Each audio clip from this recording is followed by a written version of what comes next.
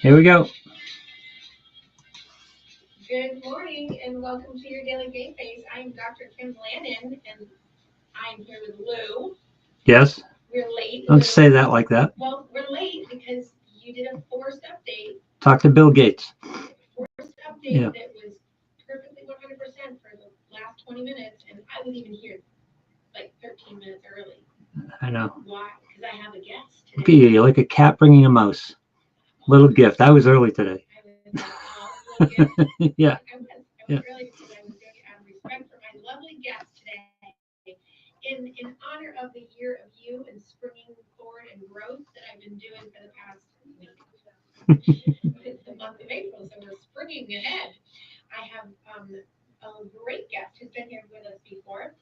She is from Fitness Together in Andover, and her name is Amy, and her name is Amy Solant. I had to pull that back because I'm like, wait. Amy Solant Cronin. Yeah, so I was like, because in my head I had the whole name, and I was like, ooh, what do I say? So Amy Solant Cronin, but I know her as Amy Solant, and she owns Fitness Together in Andover. And Fitness Together is a personalized fitness and personal fitness training center for group classes, small group classes, and personalized individual training that she can talk about. But Amy and I have great conversations all the time about being women, being entrepreneurs, being in leadership, and we also talk about how to help people grow and learn and change in different ways. And I'm going to just say that Amy has done lots of growth and learning and changing because she's run the marathon with me before, so I thought this was perfect timing. And so she's done a lot of, like most marathoners, has done a lot of growth, learning, and changing over that. So she's not doing it with me this year, but she's maybe. I know she was going to, but she's not. She was all set, ready to go, but then back in the fall it just didn't work out. But she's gonna maybe do it this year, maybe. But we are gonna try to do a half marathon together.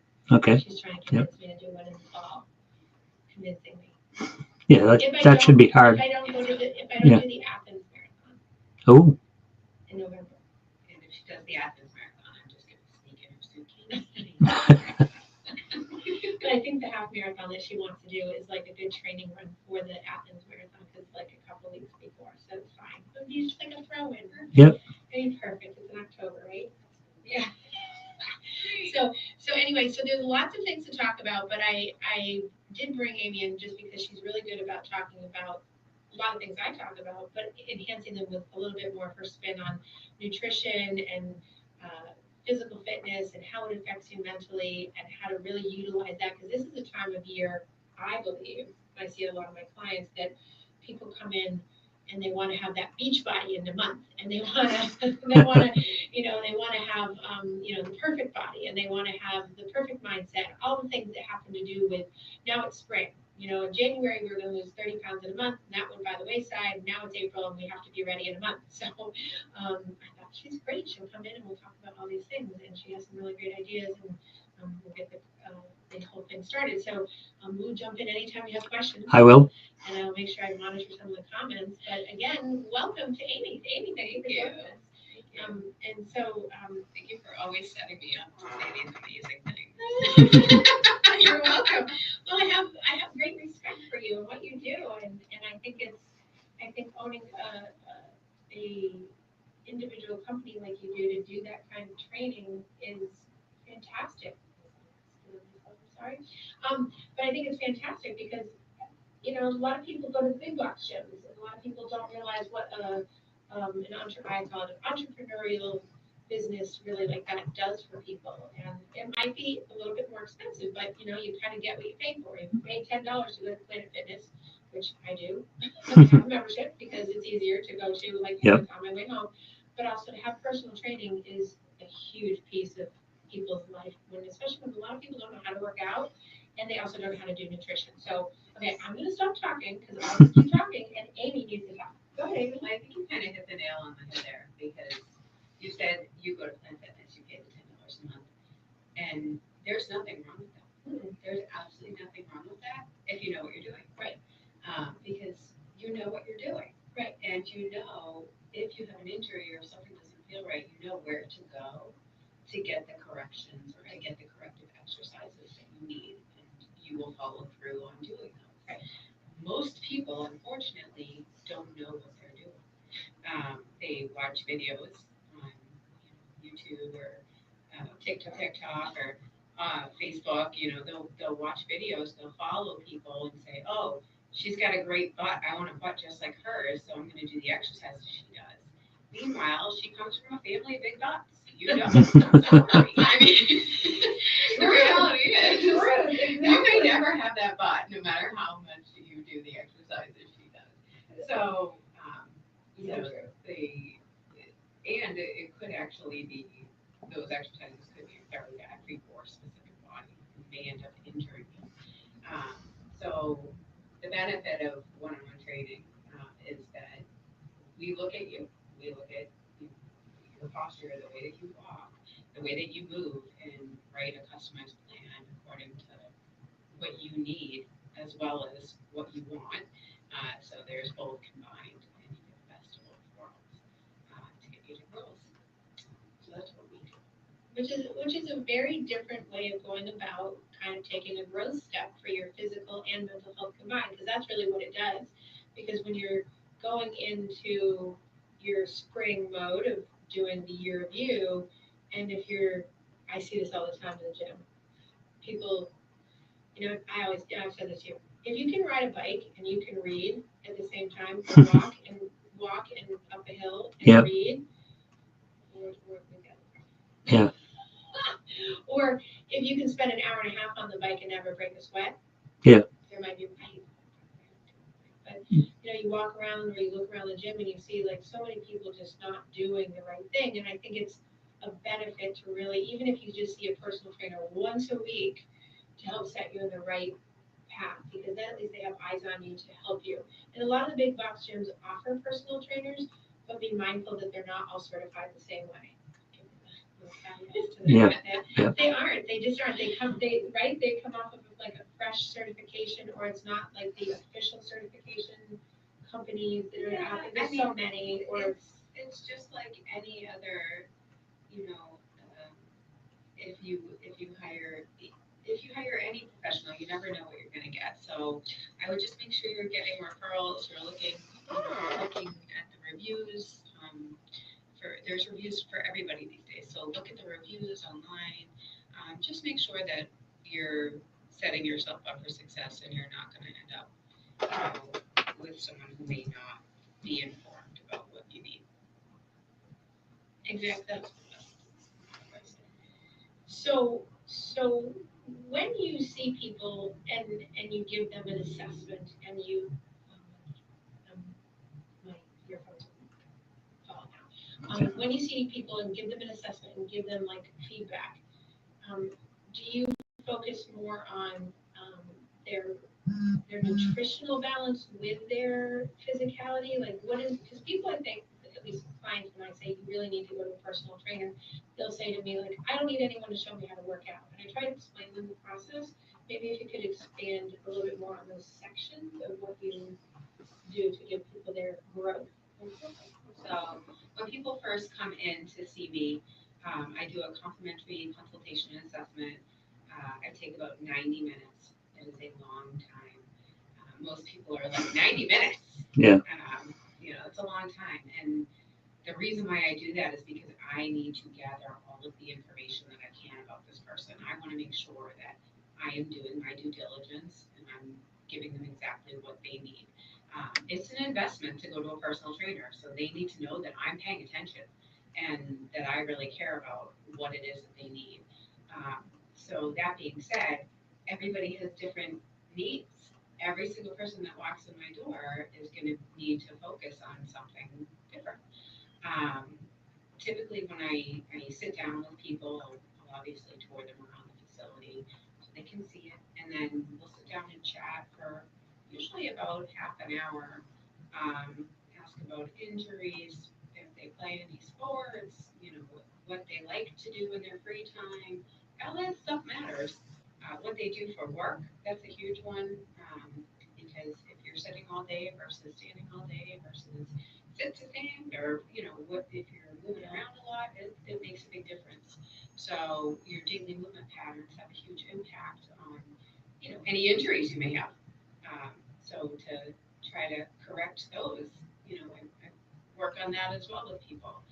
Um, but typically when I'm sitting down with people, I will draw out a life puzzle for them.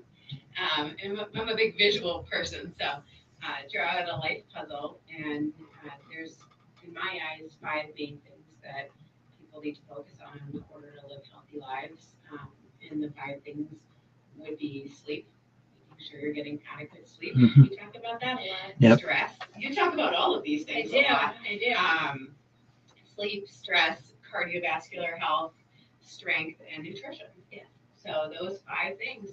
And typically, if one of those things is out of whack, then they're all going to be out of whack. So if you're not sleeping well, then chances are you're going to be eating poorly because you're just eating food to keep you awake, Right. because you're exhausted. And then you're not going to be fueled properly for workouts. So your workouts are going to be in the dumps. Right. And, everything else is going to fall by the wayside. You're going to be stressed out because you didn't work out how you wanted to, or you didn't work out at all. Right. And, same thing happens if you're just stressed out. If you're stressed out, you might be over exercising and get an injury. Right. You might not eat. Some people don't eat when they're stressed out, so their nutrition fails. There's all sorts of things. So if one of those pieces is off, then typically all of them are. So I try to find the missing link, if you will, and say, okay, what can we do to improve this, right? And come up with solutions that are realistic for these people so that they can be motivated to make a small change. It's not about giant changes, it's about small changes. Right. Little And I wins. think, right, Like stacking wins. Mhm. right. And I think, having the year of you should be about little changes, right? Like Yes. small little realistic things that we can do for ourselves Tangibles. to make us happier, and feel like we're living more fulfilled lives.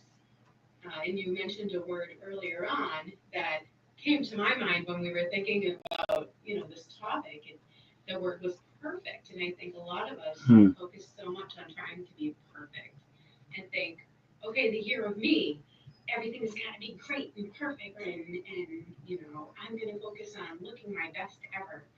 And it's just kind of a joke. We're in a society of perfectionism, and it's not about being perfect. Nobody is ever going to be perfect.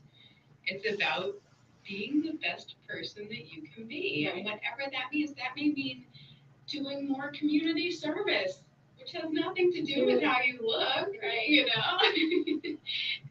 But people go to that space in how they evaluate their identity outcome based on how they present first versus what they do.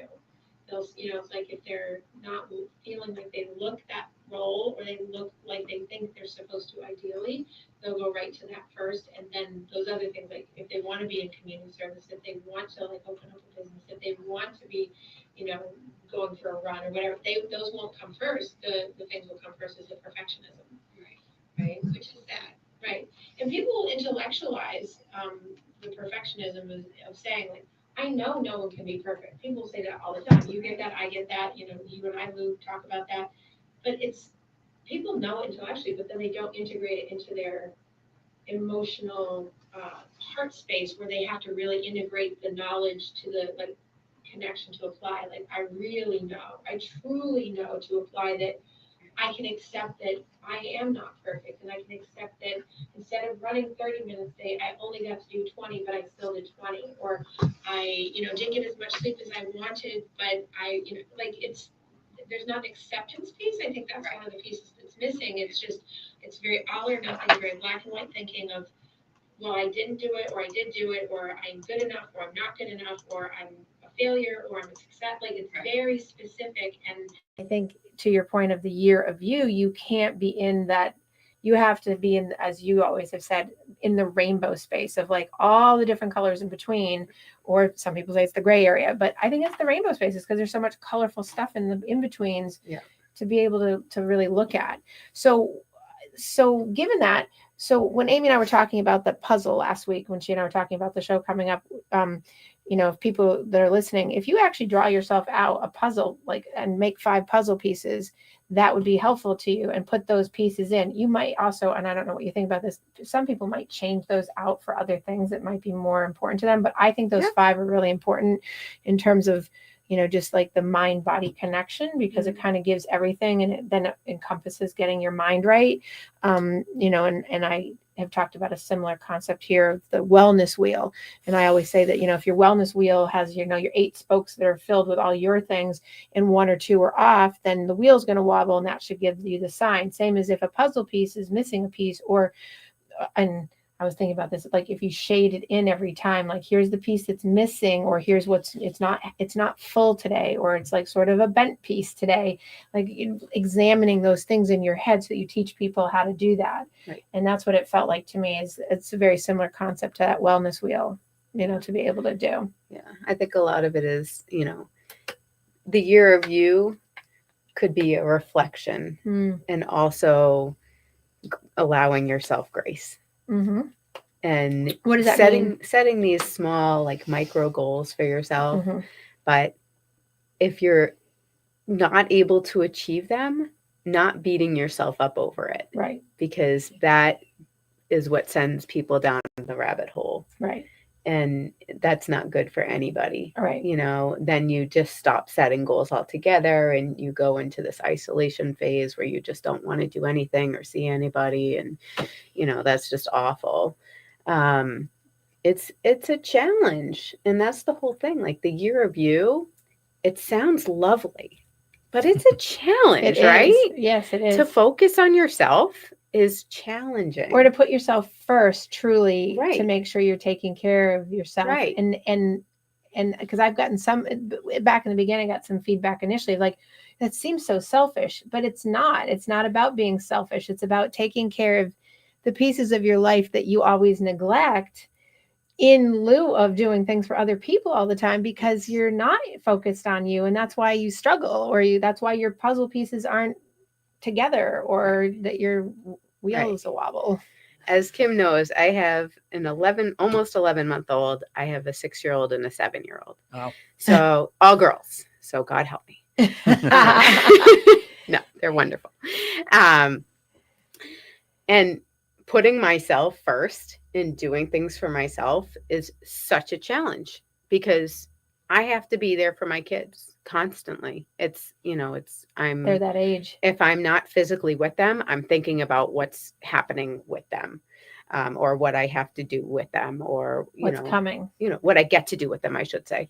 And what's coming. So. Well, and you're a planner too. Amy's a planner, so she's always thinking ahead about, like, okay, I have to make sure that I have things, because she wants to keep them developed. Like, they're doing the year of them, because she's always making sure that they're always doing. Yes, they are doing the year of them. But it's a challenge. However, that being said, every time I plan for myself to do a workout or to do something for myself, I tell myself, this is going to make me a better mother.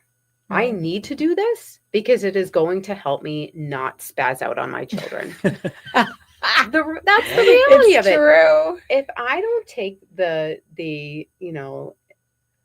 built up, anger, aggression, whatever, from sitting in traffic, or, had a bad day somewhere, whatever. If I don't take that out on a workout, or if I don't get rid of that energy, it's going to go out on my kids. I don't want that on my kids. That's fair. A very human thing, right? So I tell myself, whenever I'm doing something for myself, this is going to make me a better mother. I'm going to be a happier person. So I have to do this. It is a non-negotiable.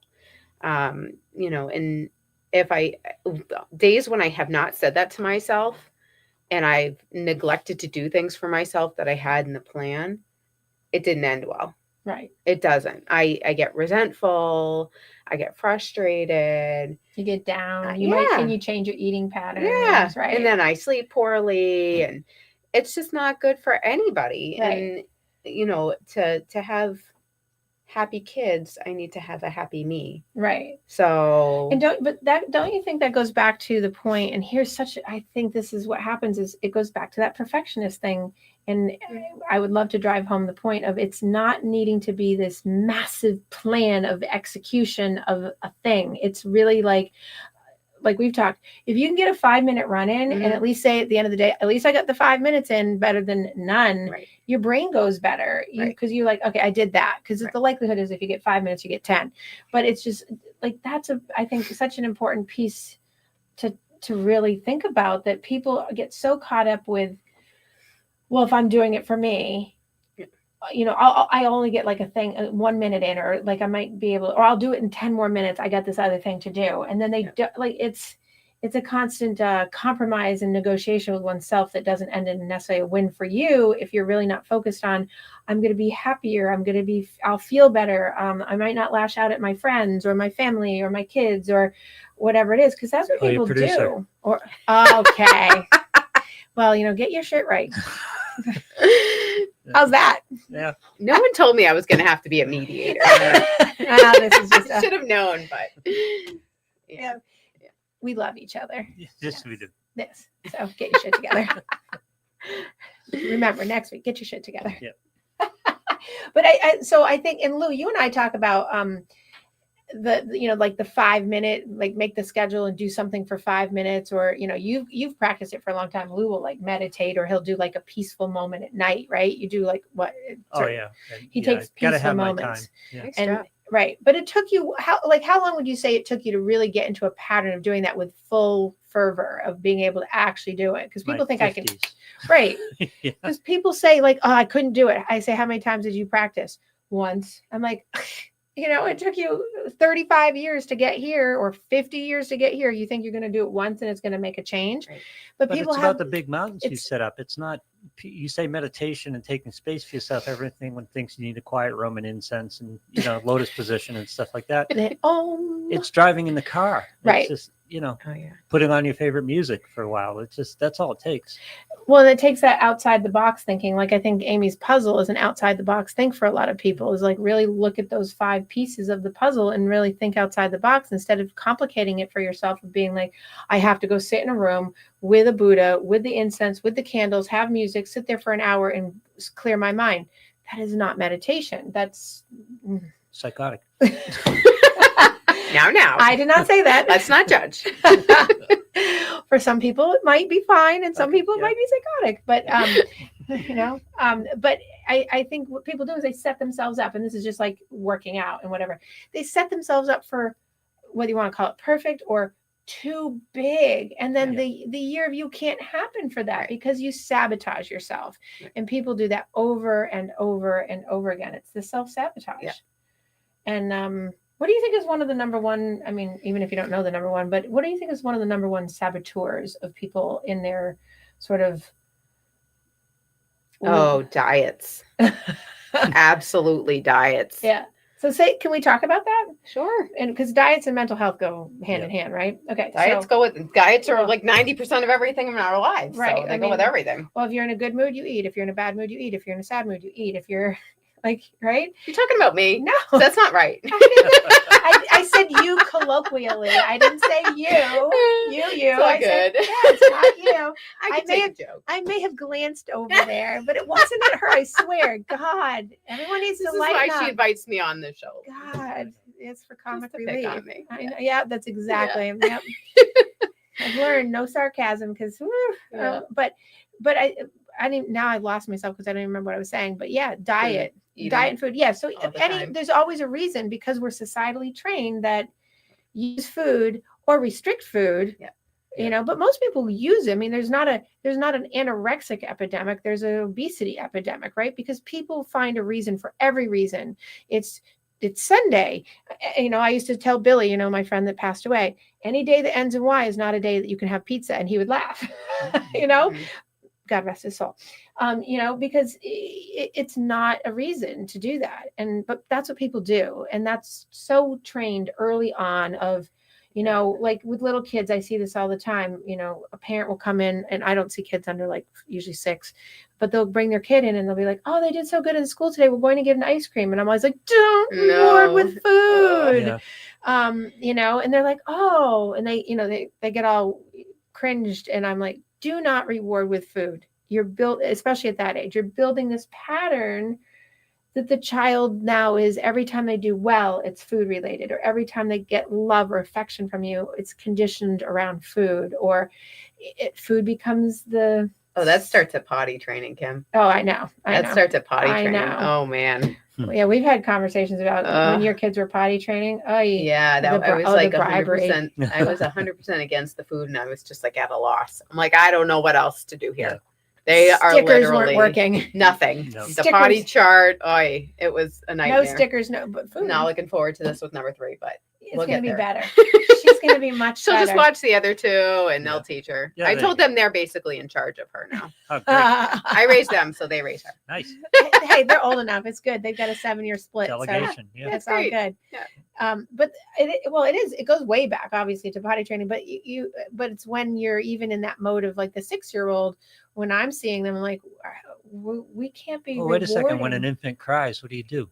Well, between 0 and 1, You feed like them. the stages, but that's what their physiological need base is. Yeah. Right. But when you don't feed them, so I'll go into a little educational mode. When you don't feed an infant between 0 and 1 in that first year on the timeline, and you don't do it perfectly, which no one does, there's always room for the screw ups, right? So you either build a child who has super trust issues because they don't trust that you're going to feed them. Therefore, it translates over into their unconscious that I can't trust the world. I'm doing a loose lesson here on this.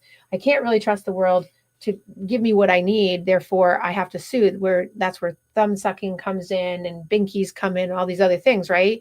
And then when you overfeed and you're that parent who's always going, now you're over soothing. So the child's always getting their needs met and never learning how to self-soothe. So it's like, oh, how do you find that balance? So that's just 0 to 1. That's just scientifically known to us and researched out like ad nauseum for decades, if not 100 years, almost probably at this point, going back to Freud, about knowing that.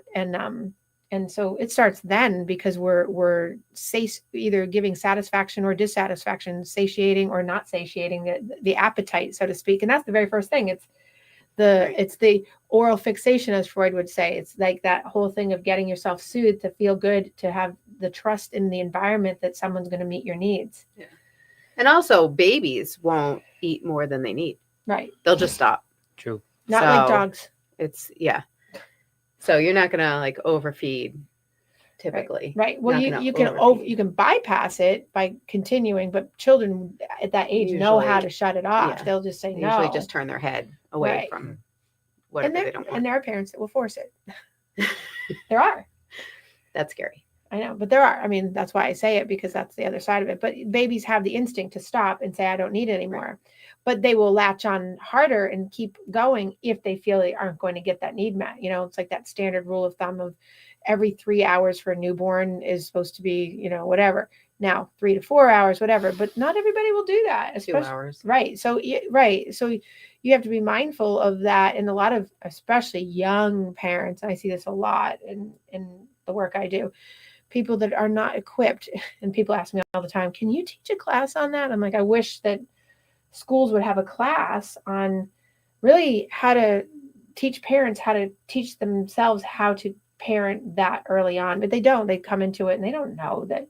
I mean, even in the hospital, they don't say, now you have to make sure you feed the baby every 2 hours, every 3 hours like that. I mean, by and large, it doesn't happen. Yeah. And so what does that do in relationship to today's topic? It's how do you set up a person to have a year of them from the get-go as a baby, an infant, if you as an adult don't even know how to do that yourself? Mm-hmm. So everyone needs to be reparented. Generational issues, right? How's that? We start all over. See, that's the whole thing. It's a generational issue, but every single generation screwed up. So what do you do? Yeah. There's no perfect generation that got it right. So right. It's like you have one generation that is very restrictive. One generation then comes along and is very indulgent. Then one generation that comes in and has some kind of in between. Then you kind of cycle back around and history will repeat itself. And then it falls out in different ways based on like the next section that comes up through. It's never ending. I always tell all my class that I teach, I'm always like, there's no non-dysfunction. Everybody's dysfunctional. Everybody has fractures. Everybody's damaged, period. It's just a matter of where are you on the continuum and what are you doing about it? Yep. Those are my 2 cents worth. Yep. Thank you very much. Kate says good So morning. that's the year of you right there. That's right. Is Good morning. where's your fracture and what are you doing about it? Kate. So are you asking me personally? Well, I figured I would go there. I'm not going there, but I figured since you were looking right at me, like I did to you. No, but I think that's a good like starting up point. Like where is the dysfunction in your life? Right. Not you. In your life. And Lou, where's the dysfunction? where's the dysfunction in in your your life? life? We haven't got that kind of time. And, Yeah, and what can we do about it? Yeah. Nothing. But so okay. So now, given that, when we going back to like what you do for a living, do you address those dysfunctions? Do you talk about those with people? Do you kind of assess that at all? I think you do, but I mean, sort of give me a framework of that because I know our conversations have talked about that, but like, do you assess and then somehow treat that in a way without, because you're not what I do for a living, but Right. yet you do. It's like the barber and the hairdresser and the bartender. It's like, what do you do? Well, it's a good question. And Thank you. because it's personal training, it really depends on the person and Yeah. how much they share with me. Uh-huh. I I have was some going to say, how clients- far do you go? Because are you asking, did you screw I up know a parenting, lot or- about a lot of my clients. Yeah. Did you screw up parenting? I know a lot about a lot of Yeah. my clients, but I also don't know anything about some of my clients except how they work out in a room. So it really depends on how much somebody wants to share with me. And Mhm. I am a prober, so I do ask a lot of questions because I like to get to know people. Right. Well, I it helps feel you train like them better, right? they're like my clients are like my family. So Yeah. it's, it's an extension of my family. So I like to get to know them and see how I can best help them. And sometimes I don't always learn in that consultation what the missing piece is. So by getting to know them, I'm getting to know what the missing piece is, and then I can hold them accountable to things that aren't necessarily working out related, but things that they said they wanted to do in order to make them happier people. So, if someone's miserable in their job and is constantly talking to me about how miserable they are in their job, okay, what are we going to do about it? Right. What type of job are you looking for? Do I know anybody in that field? Right. Who can I maybe set you up with to have a conversation, Mhm. and try to connect people that have nothing to do with working out. But, Right. if I know somebody, I'm certainly going to pass on a word. So it's, that's what I feel like it's about. It's about having that community and knowing that, there are people around that care and that want to know what's going on in your life, because I see some of my clients more than they see their own families. It's some of them. I might see them 3-4 times a week. Right. So Right. they're seeing me more than they're seeing a lot of their family. And I know a lot about it, and they know I'm not going to share anything. Who am I going to share with? Right. So, it can get very personal. That being said, if I think there's something beyond my scope, I will absolutely refer them to you. Thank you. Or to whomever Right, I feel is it's an appropriate match for right, them. Right. But no, I mean, I know my limits and what. Right. And that's what we do, Yeah. obviously, in our field. Is if it's beyond our scope, Right. we try to refer out or at least get someone to work with us on it. Like Right. you and I've tandemed up before, because it's not like you've been like, okay, I'm doing this, but I need a little backside assist on Right. this for like shoring this person up around the edges and Yeah. having that so that it helps them. And I think that's the other piece of sort of, living your best life is having, a support system and yeah. providing that. And to your point today of like, you can't live perfect, but you certainly should strive towards like getting a support system. And people don't ask for help, and people struggle with their perfectionism or their year of being their own best self or their day of being their own best self, because they might not just even ask for the help, or they Right. might just not be in the session with you and tell you. You might notice something, they might not say what's really going on, But, I had a client that Amy doesn't know, but I had a client that would go to her personal trainer. This is years ago. And she was always so emotionally stressed in the day that she would go eat a Big Mac before she would go to the personal trainer. Then she'd feel guilty for eating the Big Mac before she got in the personal trainer. And then her whole session would be off because she felt guilty that she hadn't told the personal trainer. And it was this vicious cycle. Like that's just a basic thing about like, how do you live your best life if you can't just be able to trust someone? There's the trust issue to say, I ate a Big Mac before I came in and here I am. I think it's also like nobody wants to admit that they don't know everything. Right. And I don't know is a sentence. Yep. And I need help is a sentence. Right. And people don't use those two sentences enough. I don't use those two sentences enough. Right. I think most people don't. And yeah, exactly. Most people don't. You're talking about, asking for help. And that's the whole thing is nobody wants to admit that they can't work out by themselves. Right. Nobody wants to admit that they don't eat healthy. Right. Denial, like complete denial. Yes. But it's also like a shame thing. Like people are ashamed that they can't do this on their own. They say to themselves, why can't I do this on my own? Right. Because it's not easy. Right. You have a million other things that you're doing on your own. Oh, right. Let somebody help you with something. Exactly. Exactly. That's why I say that even if like you're, even as a last resort, go into a big box gym if you don't, and at least you're around people, right? Because at least you're getting there. Whereas a lot of people will say, I don't want to go alone. Okay. But you've got to do something, because how do you get to that next level if you get, and I mean, I know a lot of people that will say, I won't go to the gym alone. I'm like, oh God. Really? I'm exactly the opposite. And I am too. I don't want to go with anybody else. Me too. I'm like, this is my time. I put my earphones Get away in, from me. Exactly. Yes. Well, I'm, me, I get don't look at me. Don't talk to me. Leave me alone. You know how I am. I get in the gym and I've texted you guys. I'm like, oh, the person just got on the treadmill next to me. There's 700 treadmills. I'm in the one. There's 500 in between me and that person. They stand right next to me. They want to race you. Why? Because they want to race you. No, they want to annoy me. You look like you want to race. Yeah. Yep. No. Yep.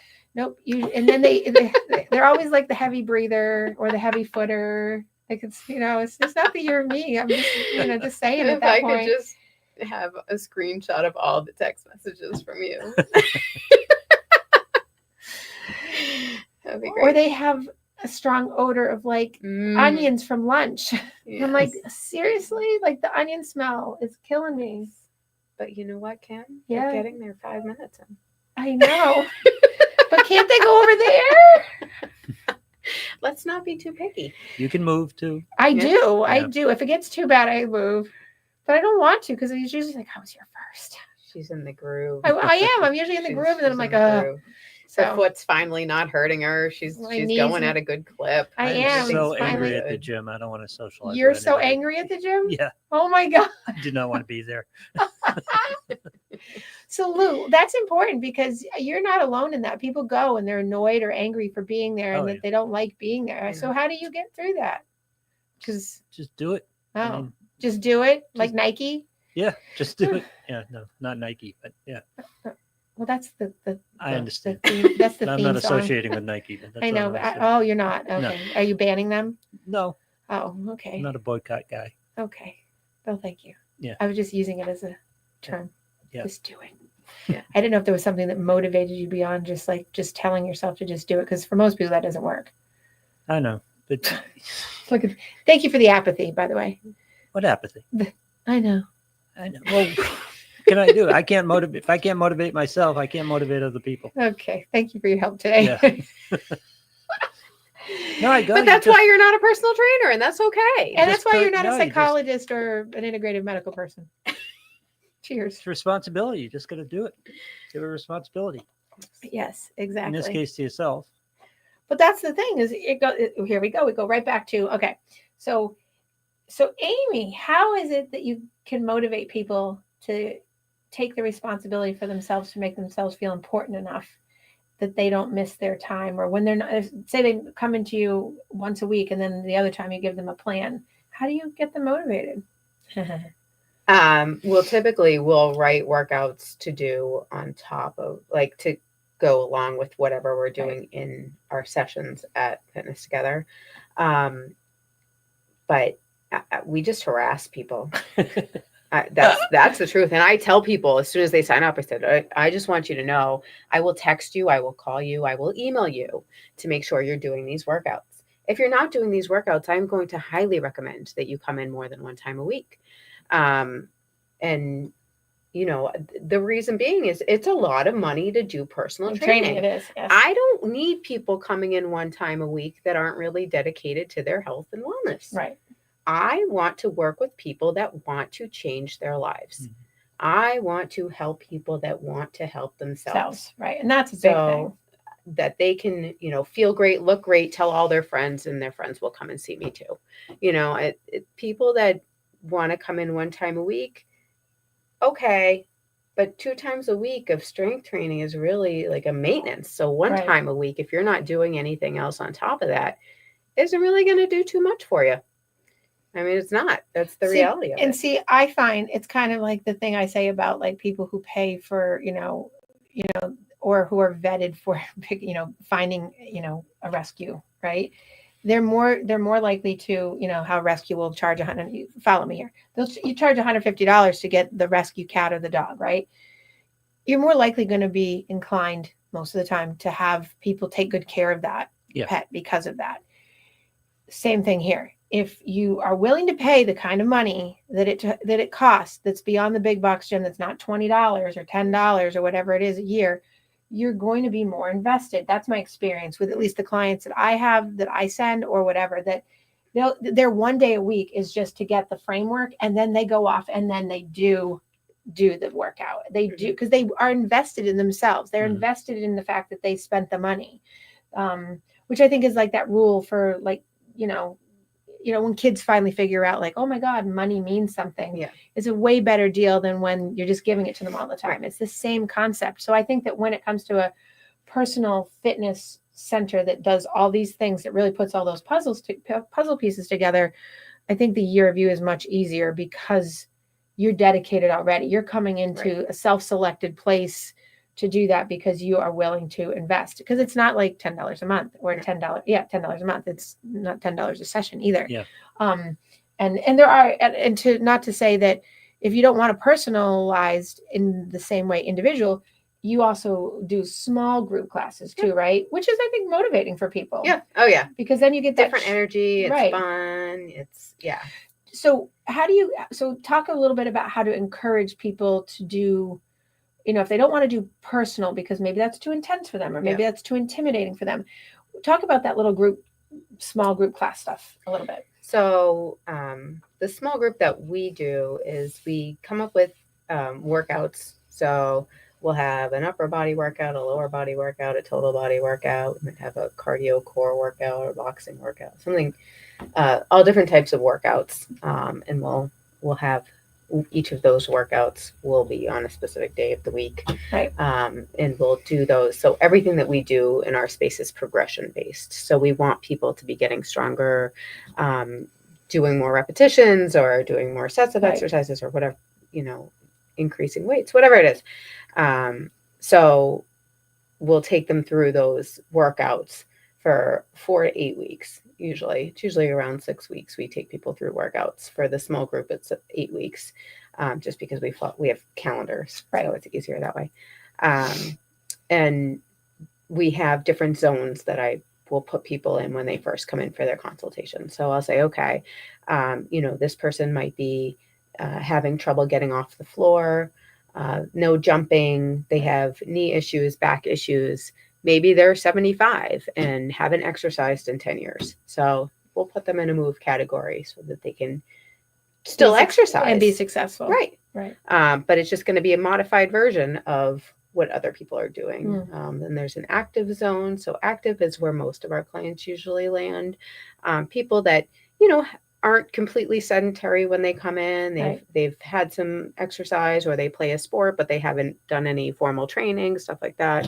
And then there's sport. So there's people that are already working out. Yep. They're already athletic. They're working out regularly, but they need something else. They need to spice it up. So they'll come and see us for that extra boost, if you will. And then there's extreme. So those are like the crazy nut jobs that are, running marathons and You brought up a point. How important is it to mix things up a bit because people get into routines and workouts, and you're just isolating whatever you're doing. Yep. So that's why we do everything progression based. Yeah. So for our one-on-one clients, we will usually change up their workouts every 6 to 8 weeks. So when I do that initial assessment, when people come in, I'm doing measurements, I'm doing body fat, I'm doing scale weight, I'm doing, a bunch of different tests, if you will. There's no pass fail. Nobody can fail the tests. They think they can, though. I tell people immediately. I say immediately when people walk in the door, there's no pass fail. It's just so I can see where you're starting from today. It's just measurements. It's just so I can see where you're starting from today. And then I write the workouts according to how they do on their assessment. Mm-hmm. And then from there, we take them through those workouts for 6 to 8 weeks. So if they're coming in 3 days a week, they get 3 workouts. Take them through those workouts for 6 to 8 weeks and then reassess. So they can constantly see how they're progressing. And every 6 to 8 weeks, we're sitting down with them, setting new goals, asking them, what went well this past 6 weeks? What didn't go well this past? What can we do? Asking about their cardio, asking about their nutrition, all the 5 things. What's happening so that we can set goals. And then we set goals, really specific, SMART goals. Mm-hmm. At the end of that assessment, that assessment's 45 minutes, just like all our other sessions, because most of it is talking, because I need to hear feedback and I need to hear what we can do for the next 6 to 8 weeks to make sure that they're continuing to hit their goals. I don't want people leaving an assessment feeling like, The only reason why they feel like that is because they didn't show up for their sessions like they needed to. Right. And that's on them. Right. And so that's where I sit down with them again and say, listen, this is how many times a week you committed to. Right. This is how many times a week you actually showed up. Right. How can we make this work? Right. And I think that speaks to, speaking of that was so important, that whole section you just talked about in life, to cross it over into the fact that if people, using Amy's example of just that, if people are not showing up for that, they're not showing up for themselves in other places. Mm-hmm. And I think that that's such an important notification for like my listeners right now, that like, note to yourself, there's a puzzle piece. Like if you're not showing up, like that's what I would put on my wellness wheel. Like, are you a showing up person? Do you have a problem with like just being able to be present and keep a commitment to yourself? And so to that point, like I'll say, put the appointments to yourself, and people will do this. And this is what I see in my business is people put the appointment on their calendar, but they think of themselves as expendable in their time. So they'll like move it, they'll cross it out, and I've told you before, in my book, I'll have to put big X's for me. I'll put boxes, I'll black it out, like, so that I don't run into my time, because I was notorious, just like everyone, for being like, oh, I'll see one more client. Right. I feel like they have to be seen. They need me. Yeah. I'm like, years ago, I changed, like 15 years ago. I'm like, okay, I've got to stop doing this. Like halfway through my current career, I'm 30 years in almost. And I'm like, I can't keep doing that because I never have time for me and I don't get to do. And that's, I think, a big piece of what you just said, of to do a good year of you. That's a big piece. Are you showing up for you? Right. How often a people week out on that is like a big thing. Right. We talk about stacking wins all the time. The most important part of that is actually stacking the win. So right. if it's do 3 days a week for 6 weeks and you do 3 days a week the first week, stack the win. Take the win and go process the win, and just own it, right? Because that's encouraging. Yeah. I did it this week, I can do it next week. Absolutely. Next week. Right. I don't have to, I'm not thinking 8 weeks, I'm thinking next week I'm going to do 3 times. Absolutely. Right. And I think, and to get your mindset to the short term, not, oh my God, it's 8 weeks. Yeah. Don't think 8 weeks, think just now, right? Today. Yeah. Today. What can I do today? Right. That's going to help me to my tomorrow goal that's 8 weeks away. Right. Like that's what needs to be thought about. But that evaluation, because we don't get that in life.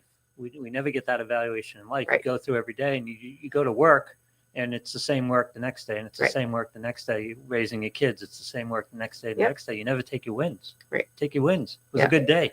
Right. Yeah. Right. And that's why it's important to reflect on the end of the day of like, did I get that 5 minutes, even if, or I didn't get the 10, but I got 5, and that's a win because it was going to be nothing. Right. So it's even, you got to give yourself credit for where credit is due. Yeah. And if you're not show up person, you got to really look at that missing puzzle piece. Yeah. To really figure out how to. And I do that. I Yeah. mean, when people text last minute to say they can't come in because they got stuck at work or, have whatever, a lot of times it's stuck at work. Reason. Right. We'll call it a reason. Reason. Mhm. I talk to them about that. If it's consistently the same reason for cancellation, then I talk to them and I say, how can we fix this reason? Right. And it has nothing to do with working out. No. Nothing to do with working out, but everything to do with why they're not working out. Right. So it needs and to why be they're fixed. not and why they're not prioritizing themselves, Right. which is a big piece of this talk today is Right. prioritizing yourself, which Exactly. people think is selfish, but it's not. And I keep trying to convince people, like, taking the time for yourself to do the thing that makes you the best mom or makes you the Right. best dad or the best partner or the best doctor or the best teacher. You need to do those things because you have to have that priority, or else you don't do You will well. suck at life. You will suck at life. According the rules, according to Amy, you will There you suck go. at life. That's not something I would necessarily say out loud to a client. Not wrong. But I didn't say it to a I client. know. So, No, I mean, no, the but it's reality true. is, It's like, true because you just won't do your life to the best. You won't live your best life. You just won't. It's very hard. You're going to be. you won't be happy. Well, you won't be happy. You'll be sucked into the vortex. You're more. So when that happens, just from my perspective, oftentimes you see that's when I see the people get pulled into more toxicity. They get more drained. They'll be more influenced and maneuvered by that extra food item, that extra drink, that extra, hot dog or whatever it is. It's like on the day that ends in Y. They'll just do that extra thing because they are like, they have the give up, I call it the efforts. I won't say the word now, but they get the efforts. They're like, well, I already had that, so I might as well do that. Or I didn't go to the gym today, so I might as well screw it. I'll start next week. Like, don't do that to yourself, because then you're doing the thing that Amy just said. You're getting stuck. Yeah. In that space. And then you can't live the life that you want. I think we all want to be successful. Mm-hmm. And I think, success is thought about in our culture as like money and things, stuff like that. But to me, success is how I feel. Yes.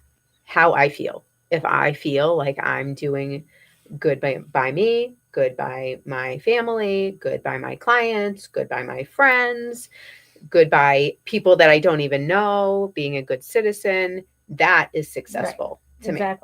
So whether I get one client this month or I get 20 clients this month, that has nothing to do with my success level. Right.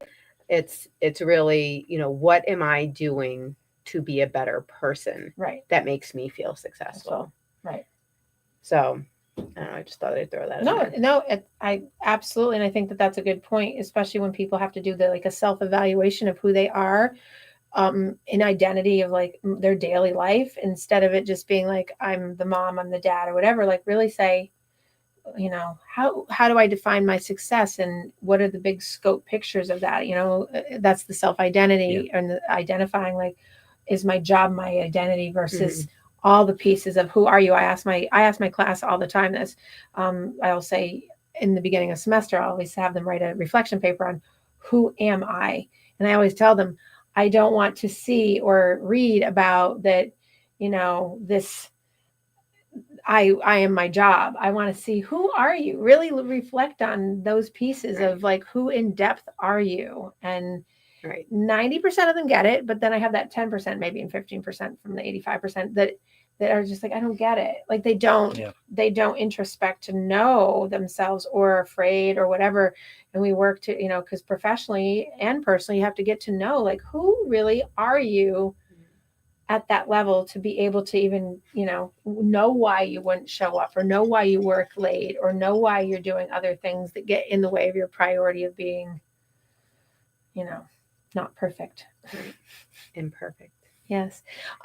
Okay. So the time on the wall is getting down. I know Ron's going to come in shortly for his show. So what would you say is like your top advice for people within regards to just like their fitness and diet, to live their, year of them right now from your perspective?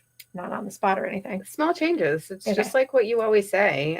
Small changes make yourself a priority. You know, eat more vegetables today. Mm-hmm. Today, take a 10-minute walk outside. It's sunny. Enjoy the vitamin D. You know, do something for yourself that's going to bring you joy.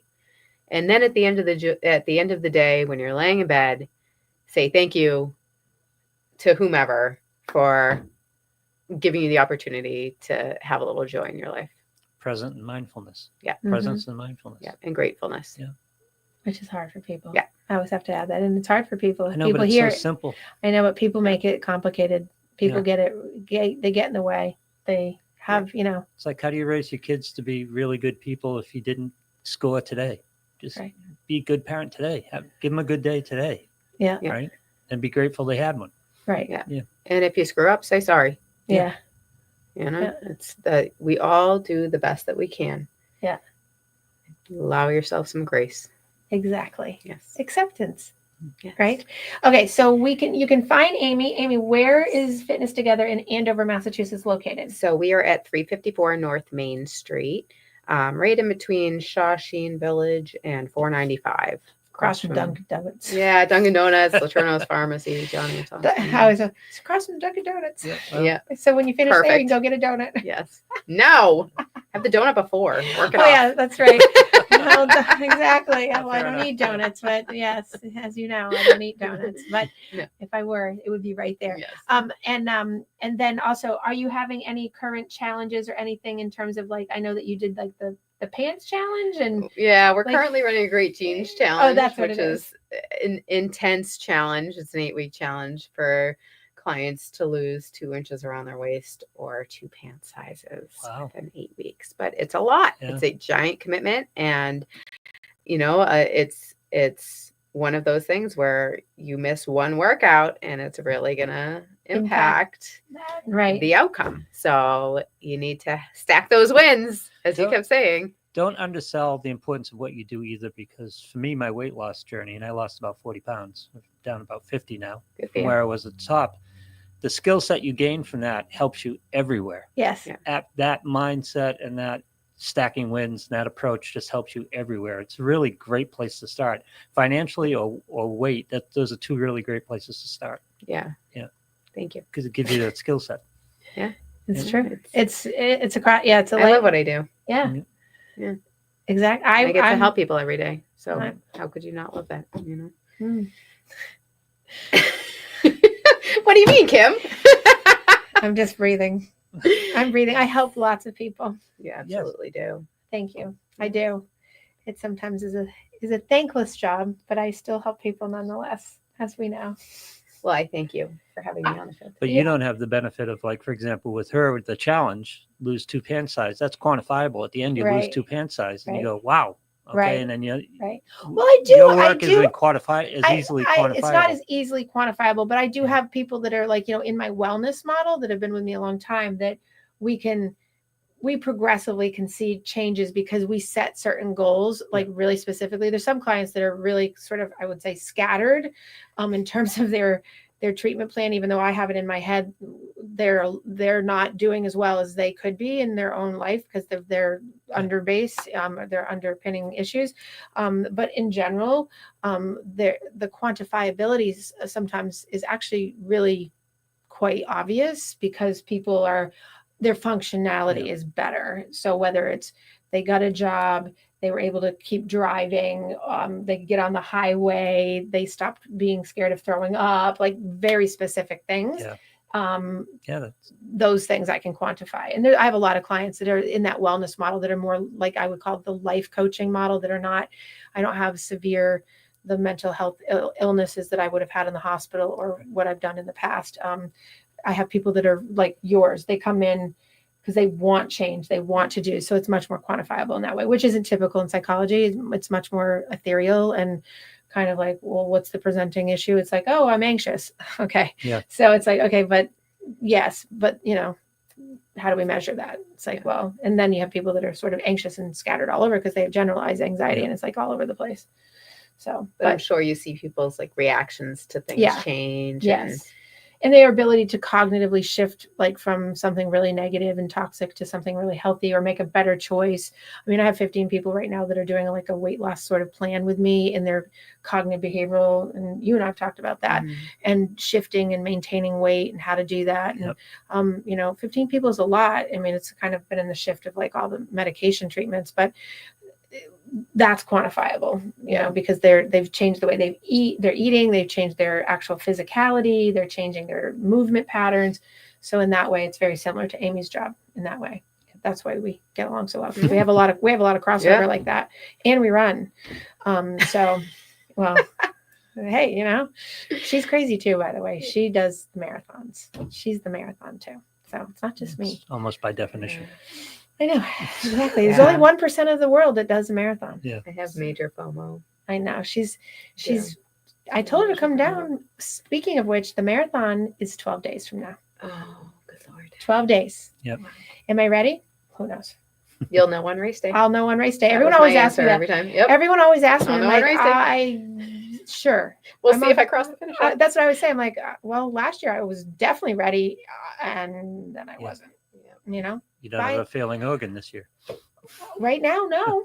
Knock on something. I do not. So we'll see. Yep. But I will have one more week here, and we'll have a lovely chat next week going into the marathon.